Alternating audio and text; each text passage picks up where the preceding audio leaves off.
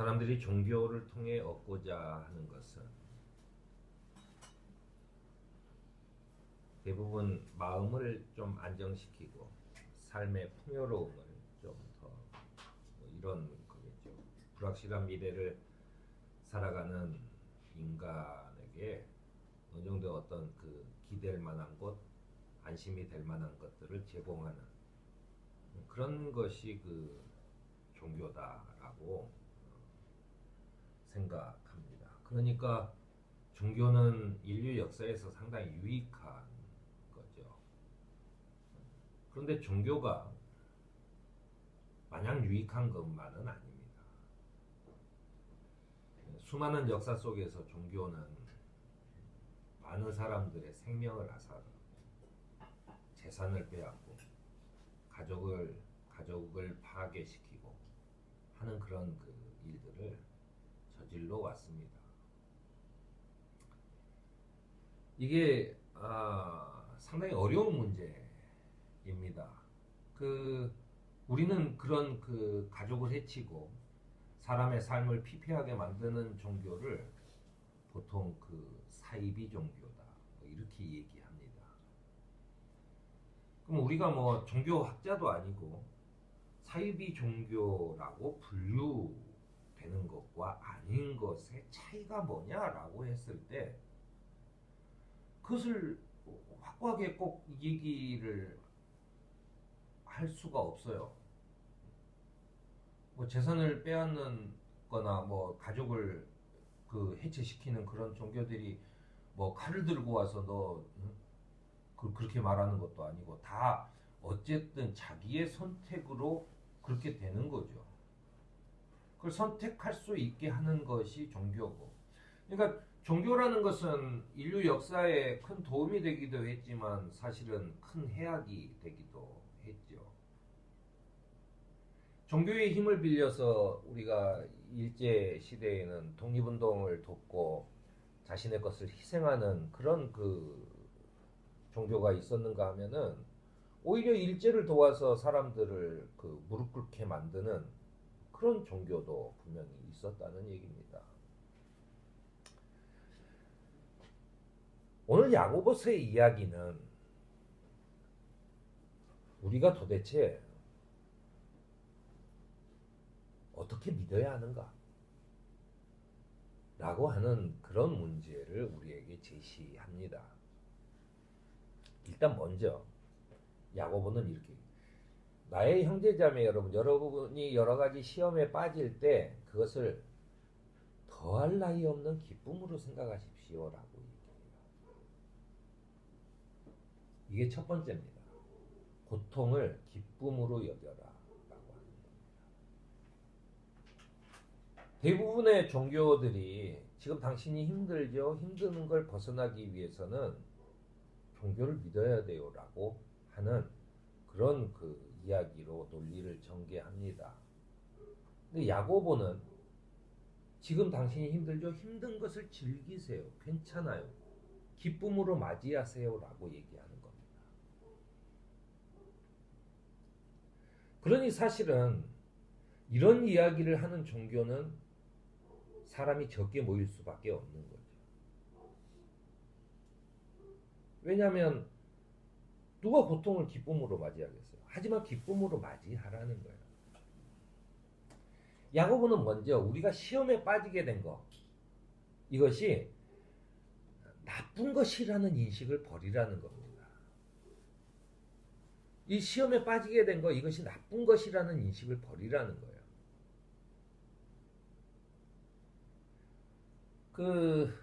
엊그저께도 제가 독립문공원에서 어떤 사람이 마이크를 크게 켜놓고 여러분들이 죄인이고 여러분들이 죄에서 하려면은 뭐 교회를 다녀야 된다 뭐 얘기를 아주 큰 소리로 외치는데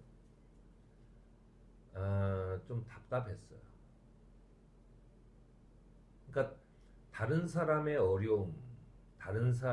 어려움이 없으면 너를 죄인이라고 뒤집어 씌워놓고 그것을 구제해 주겠다고 얘기하는 것은 그건 좀 아니지 않나라는 생각이죠. 도대체 저 사람은 기독교가 말하는 죄가 뭔지나 아나 이런 생각이 들었어요. 우리는 이 기독교가 말하는 죄는 이런 도덕적인 죄가 아닙니다. 그러니까는 이 저 파렴치한들이 감옥에서 자기는 하나님한테 죄를 용서받았다며 나와서 그 뻣뻣하게 다니는 그 죄는요 하나님이 용서하는 게 아니에요. 그거는 법률을 위반한 거고 사회 도덕을 망치는 거잖아요. 그거는 사회에서 처벌을 받아야 되는 거예요. 그건 종교하고 아무런 얘기가 없어요. 종교의 죄는 다르죠. 종교의 죄는 딱 한 가지입니다. 내가 하나님과 멀어진 거. 이게 죄예요. 우리가 예덴 동산에서 쫓겨난 거 왜? 하느님과 멀어졌기 때문에 쫓겨났어요. 그래서 하느님과 멀어진 것 이것이 죄입니다. 내가 하느님을 의지하지 않고 내가 하느님과 좀 멀어졌다. 이게 죄예요. 내가 물건을 훔쳤다거나 뭐 누구를 때렸다거나 하는 것은 그건 법률적인 죄죠. 그 법률적인 죄는 법률적으로 그 벌을 받아야 되는 거예요. 그건 종교하고 아무 상관없어요. 내가 남을 때려놓고도 하느님이 죄를 용서한다고 그랬으니까 나는 용서받았다고 얘기를 하면 안 되는 거죠. 시험에 빠지게 된 것은 나쁜 것이다. 과연 그런가? 라고 하는 거예요. 우리가 인생을 살면서 어떤 고난에 빠졌을 때 이게 진짜 나쁜가? 라고 하는 거예요. 야고보는 이걸 얘기하는 겁니다. 우리가 갑자기 어려움에 처했을 때 내가 기도가 부족했나 뭐 어쩌고 얘기하는 거 아니에요.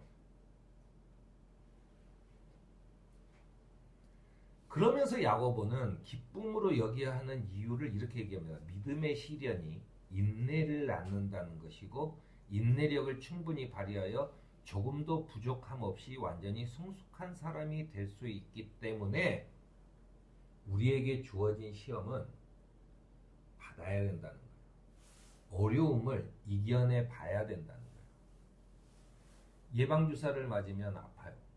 그런데 더 큰 병에서 건져주기 위해서 살짝 아픈 것을 감내해야 되는 거죠. 바로 그것이 시련이라는 거예요. 그러니까 사회에서도 그런 말 하잖아요. 신은 우리에게 못 견딜 시련을 주지는 않는다. 뭐 이런 얘기들이 있잖아요. 여기서 나온 얘기입니다. 어떤 기술을 습득하기 위해서는 인내심을 가지고 꾸준한 노력을 해야 돼요. 우리 저 곽장로님이 그 전공도 안 했는데 그 색소폰을 부는데 꽤 실력 있게 불어요. 꽤 실력 잘 분다라고 쉽게 말하지만 그분이 그 색소폰을 들고 얼마나 많은 그 땀을 흘렸는지에 대해서는 아무도 기억하지 않아요. 왜냐하면 어떤 기술을 습득하기 위해서는 아주 지겨운 반복을 하고 또 하고 계속 아주 지겨울 정도로 해야 됩니다. 실력이 눈에 띄게 이렇게 느나요? 절대 늘지 않아요. 그런 거죠.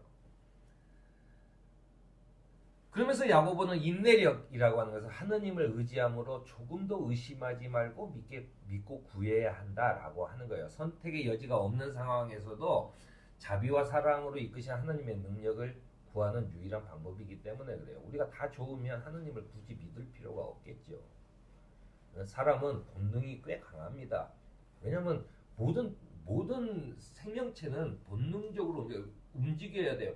왜냐하면 본능적으로 움직였기 때문에 지금까지 생존하고 있는 거예요.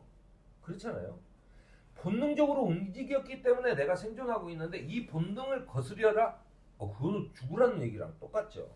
그거는 몸이 결코 받아들이지 않는 거죠. 그런데 그것을 우리가 이성적으로 의심하지 말고 믿고 구해야 한다는 거예요. 왜냐하면 그 상황 속에서도 하느님은 자비와 사랑으로 이끄시는 분이다라고 생각하기 때문에 그래요. 그런 분이기 때문에 우리는 그래야 된다는 거예요. 야고보는 늘상 모든 그 성서가 하는 얘기를 합니다. 노예로 살았던 히브리인들이 이집트를 탈출해서 약속의 땅을 가자고 했을 때 산과 바다에 막혔어요. 한 달이면 갈 거리를 40년이나 빙빙 돌아서 사막을 헤맸어요. 한 달이면 갈 거리를 40년이나 사막을 빙빙 돌아서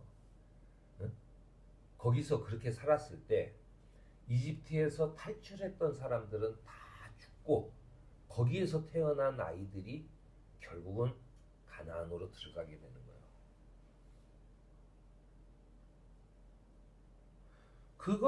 그것을 끝까지 참고 견디는 것, 바로 그게 믿음이다라고 얘기하는 겁니다. 구약에서도 끊임없는 이 선지자들과 예언자들이 그런 얘기를 해요. 이집트에서 구출해낸 하느님을 기억해라 라고 하는 거죠. 그건 뭐냐면 결국은 우리는 구출받을 거라는 그 믿음이죠. 결국은 우리는 구출받을 거다라고 하는 이야기를 하는 겁니다.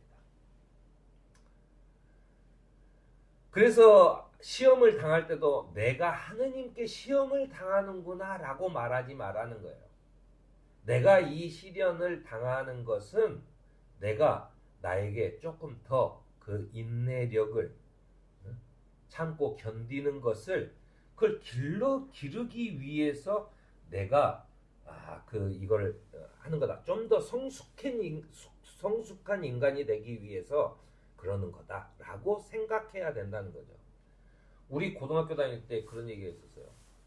그 모나미 볼펜 한 타스가 있습니다. 그거를 한 달에 한 번씩 새로 사면은 서울대 갈 수 있다라고 얘기했어요. 그 말은 뭐냐면 그만큼 써야 된다는 거죠. 그만큼 공부를 해야 돼. 그러니까는 남들은 뭐 나머지 자식은 뭐 서울대도 가고 뭐한데 너는 왜 그러냐라고 얘기할지 모르겠지만은 그건 그만큼의 노력이 있어야 되는 거죠. 아주 그 뼈를 깎는. 그렇게 해서 그렇게 공부를 하다 보니까 친구를 사귈 적이도 없고, 그러니까는 나중에 훌륭한 사람이 됐어도 너도 없고 다 없고 나만 있는 그런 사람들이 이 사회를 망치고 있잖아요. 뭐 쓸데없는 얘기지만 하여튼 그렇습니다. 근데 그런 겁니다. 그러면서 야고보가 얘기하는 것은 우리가 견뎌내는 것, 이거를 계속 강조하면서 뭐라 그러냐면 믿음은 아는 게 아니라 나는 하느님은 이렇게 말했어. 뭐 하느님은 원래 이렇게 해야 돼. 교회는 이렇게 해야 돼. 다 알아요. 모르는 사람이 어디 있어요. 2000년을 기독교가 그리스도교가 쭉 해서 온갖 교리와 그 시행착오를 겪으면서 중세를 거치면서 그 종교개혁을 하면서 지금까지 오면서 모르는 게 어디 있겠어요. 다 알죠. 그런데 야고보는 그럽니다. 아는 것은 아무것도 아니에요. 알면 뭘? 알면. 말씀을 듣고도 행하지 않는 사람은 있는 그대로의 자기 얼굴을 거울 속에 들여다보기만 하는 사람과 같습니다. 이런 사람은 자기 모습을 보고 떠나가서 그것이 어떠한지를 곧 잊어버리는 사람이다라고 얘기하는 거예요. 이 야고보의 이야기가 이런 겁니다. 내가 거울을 봤어요. 얼굴이 더러워.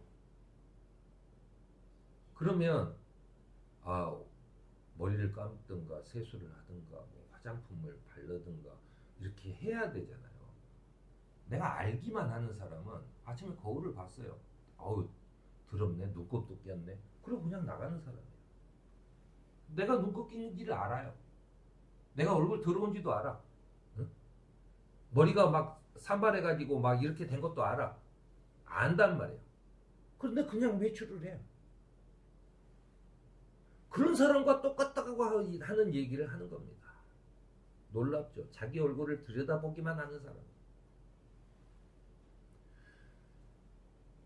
그래서 자기 모습을 보고 그대로 그냥 떠나가서 그게 어떠한지를 곧 잊어버리고 자기는 혼자 산발해가지고 다니면서도 좋다고 그렇게 다니는 사람이 똑같은 사람이라는 거예요. 당신이 예수에 대해서 많이 알아? 다 알아? 똑같은 사람이라는 거예요. 말씀을 행하는 사람이 되십시오. 그저 듣기만 해서 자기 자신을 속이는 사람이 되지 마십시오라고 권면하고 있는 겁니다. 그러면서 제일 먼저 이 야고보가 얘기하는 것은 사람을 차별하여 대하지 마십시오라고 하는 거예요. 이게 첫 번째예요. 사람을 차별하여 대하지 마십시오. 왜냐하면 창세기로부터 사람은 하느님의 형상대로 지음받았다고 있다고 했어요. 그걸 다 알아. 다 아는데 나는 차별을 해. 저 사람은 우리나라 사람이 아니야. 저 사람은 나하고 인종이 달라. 저 사람은 나하고 성별이 달라. 저 사람은 나하고 나이가 달라. 이런 모든 것들을 가지고 쟤는 뭐 어디 출신이야. 그게 학력도 있고 지방도 있고 온갖 것들을 차별을 대. 나는 하느님이 자기 형상대로 세상에 사람을 지었다는 걸 알아요. 그런데 그 하느님이 지은 하느님의 형상, 하느님의 모습을 그대로 닮은 다른 사람을 차별해. 그건 내가 알고는 있지만 행하지 않는 것의 가장 첫 번째라는 거예요. 그는 하느님이 판단해서 하느님이 자기의 형상대로 지은 거를 내 판단으로, 하느님의 판단이 아니라 내 판단으로, 내가 아는 지식으로, 아는 지식도 아니죠. 내가 내 판단으로 쟤는 좀 하등한, 이렇게 얘기를 해버리는 거예요. 그게 잘못됐다는 거예요. 하느님께서는 세상에 가난한 사람을 택하셔서 믿음에 부요한 사람이 되게 하시고 하느님을 사랑하는 이들에게 약속하신 그 나라의 상속자가 되게 하시지 않았습니까? 라고 얘기하는 거예요. 네가 보기에는 저 사람이 가난해 보이고 저 사람이 좀 모자라 보이고 저 사람이 좀 그래 보여도 바로 그런 사람들을 택해서 하느님의 상속자가 되게 했다는 거예요. 그러니 나는 굉장히 지위가 높고 내가 아는 것도 많고 내가 굉장히 해서 저 사람을 차별할지라도 그렇게 차별하다가는 하느님이 너를 차별할지도 모른다라고 하는 이야기를 하고 있는 겁니다. 하느님이 판단하시는 것에 대해서 네가 판단하지 말아라. 하느님은 사람을 전부 다 자기의 모습 그대로 똑같이 지었다. 그러니 전부 다 소중한 존재들이죠. 그러니까 하느님이 판단하시는 것이지 누구도 차별해야 된다는 것이 아니다. 그러면서 야고보는 영혼이 없는 몸이 죽은 것과 같이 행함이 없는 믿음은 죽은 것이다 라고 하는 거예요. 아무 쓸데없는 거예요. 내가 성경을 달달달 외워. 그게 무슨 소용이 있겠어요? 무슨 소용이 있어요? 그러므로 우리는 언제나 죄를 회개하고 주님에 대한 믿음으로 살아가야 합니다. 그 죄를 회개하는 것은 내가 하느님으로부터 멀어진 것이 죄예요. 그 하느님으로부터 멀어졌다고 하는 것은 내가 하느님의 형상대로 사는 사람처럼 대해야 되는데 그 사람이 귀중한 천사보다 더 귀한 그런 영혼을 가진 사람이구나 라고 대해야 되는데 그러지 못한 것은 죄라는 거예요. 그게 종교적인 죄입니다. 그게 우리가 가지고 있는 죄예요. 그것을 자꾸 없애야 돼요. 그런데 우리가 차별을 하지 않는다고 해도 차별이 안 됩니까? 사람은요 본능적으로 차별이 될 수밖에 없어요. 그런데 자꾸 그것을 억누르는 거죠. 이건 죄야. 이러면 안 돼. 라고 자기 반성을 계속 해야 되는 거죠. 바로 그건입니다. 그러면서 야고보는 이렇게 해요. 하느님의 형상대로 지음받은 사람들을 저주하는 것, 자기 형제자매를 헐뜯거나 심판하는 것, 자신의 내일 일을 자랑하는 것, 부자 편에 서서 가난한 사람을 억압하는 것, 그 다음에 서로 원망하는 것. 이게 죄라는 거예요. 이렇게 하지 말라는 거예요. 그렇게 하면 그 사람은 교회를 다니고 성경에 대해서 많이 알고 누구보다 더 열심히 하고 지하철역에서 소리 지르면서 해도 그 사람은 죽은 믿음이라. 그게 야고보서의 이야기. 우리가 주일 예배 때 늘 죄의 고백을 합니다. 그 죄의 고백 속에서 우리가 고백해야 되는 것은 내가 살다 보니까 내가 먹고 사는 문제도 있고 또 여러 가지 나와의 관계의 문제도 있고 했을 때 내가 하느님의 관계 속에서 조금 멀어진 것을 회개하는 거예요. 그리고 그것을 용서받는 겁니다. 그리고 나서 용서받은 나는 예배에 참석할 수 있는 거죠. 그래서 오늘 이 예배를 드리는 거죠. 그리고 나서 아마도 오늘 예배가 끝나고 가면서부터는 또다시 나는 하느님하고 점점 멀어질 거예요. 왜냐하면 그럴 수밖에 없죠. 하지만 다음 주에 와서 다시 또 그것을 끊임없이 그 반복을, 그 인내를 계속 가지고 있어야 되는 거죠. 바로 그게 우리가 할 일입니다. 그러면서 이 야고보는 이렇게 얘기합니다. 우리가 해야 되는 것, 병든 사람을 위해서 기도하는 것, 이거 먼저 해라. 그 다음 서로 죄를 고백하고 서로를 위해서 기도해라 라고 합니다. 내가 당신한테 조금 소홀했어요. 그러면서 서로 기도하는 거예요. 기도를 한다는 건 뭐예요? 저 사람의 상황을 좀 알아야 기도를 하는 거지. 그냥 옛날에 이렇게 기도를 잘하는 사람들 기도를 시키면은 이게 레파토리가 다 똑같아요. 그러니까 저 사람에 대해서 기도해 주세요. 똑같은 레파토리. 대사 외우듯이 그렇게 하는 기도가 아니라 우리가 기도를 할 때는 그 사람에 대해서 좀 알아야 되는 거죠. 끊임없이 조금 알아야. 그것이 기도를 포함하는 겁니다. 그 다음에 진리를 떠나 그릇된 길로 가고 있는 사람이 있을 때 누구든지 그를 돌아서게 하는 사람이 돼야 돼요. 돌아서게 하는 사람. 우리가 가진 이기심은 언제나 우리를 하느님으로부터 멀어지게 합니다. 그건 누구나 마찬가지예요. 내가 멀어지는 게 죄라고 얘기했지만 멀어질 수밖에 없는 거죠. 멀어지지 않고 계속 붙어있는 사람이 어디 있겠어요? 멀어지는 것. 그렇지만 다시 오는 거죠. 끊임없이. 그런 겁니다. 하느님부터 멀어지게 하고 우리의 평화를 깨는 것, 이런 것들이 잘못된 것이다 라고 얘기합니다. 그래서 우리는 어떻게 해야 됩니까? 했을 때 야고보는 이렇게 하늘에서 오는 지혜를 구해라. 내가 아는 것, 내가 아는 상식으로 상대방을 판단하지 말고 하늘에서 오는 지혜를 구해라. 하나님, 내가 이때 어떻게 하면 좋겠습니까? 라고 물어보라는 거예요. 우리 교회가 떼제 기도를 하면서 제가 늘상 강조하는 게, 기도란 하느님과의 그 대화인데, 우리는 늘상 하느님과 대화를 한다면서도 하느님하고서 막 자기 요구사항을 그 성명서 발표하듯이 막 하고 해놓고 예수님 이름으로 기도합니다 아멘 하고 딱 돌아서서 가버려요. 그건 대화가 아니죠. 우리가 아버지한테 무슨 얘기를 할 때 가서 나는 이러고 저러고 하면서 아버지가 얘기하려고 하는데 싹 방 나가버려. 그럼 그거를 대화라고 얘기하지 않습니다. 하느님의 얘기를 들어야죠. 하느님, 내가 어떻게 하면 좋겠습니까? 라고 앉아서 하느님의 음성을 듣고 기다려야 하는 거. 그게 기도예요. 그게 대화잖아요. 내가 말하고 하느님이 말하고. 이게 서로 말하고 말하는 걸 듣고 하는 게 대화잖아요. 이렇게 기도를 하라는 거예요. 위에서 오는 지혜를 구하면서. 위에서 오는 지혜는 우선 순결하고 그 다음은 평화스럽고 친절하고 온순하고 자비와 선한 열매가 풍성하고 편견과 위선이 없습니다 라고 해요. 이게 위에서 오는 지혜인지 아니면 내가 생각해낸 건지 어떻게 합니까? 내 생각, 지혜가 우선 순결하고 다음으로는 평화스럽고 친절하고 온순하고 자비와 선한 열매가 풍성하고 편견과 위선이 없다. 그러면 그것은 위에서 오는 지혜라는 거예요. 그리고 거기에서 나타나는 정의의 열매는 평화를 이루는 사람이 평화를 위해 그 씨를 뿌려서 거둬들이는 열매라고 보면 합니다.